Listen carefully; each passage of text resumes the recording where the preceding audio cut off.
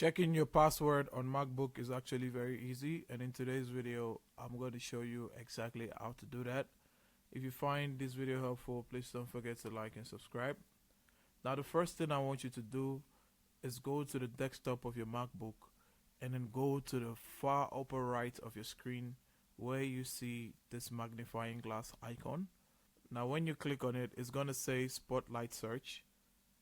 In Spotlight Search, you're going to type in password and you're going to click the first suggestion. Now once it loads up, it's going to ask you to put in your MacBook password or use your fingerprint to log in. I used my fingerprint.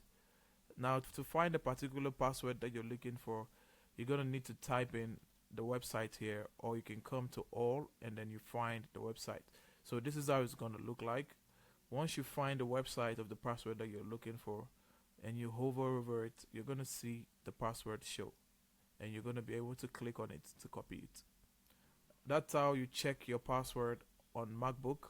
If you find this video helpful, please don't forget to like and subscribe. On to the next one. See ya.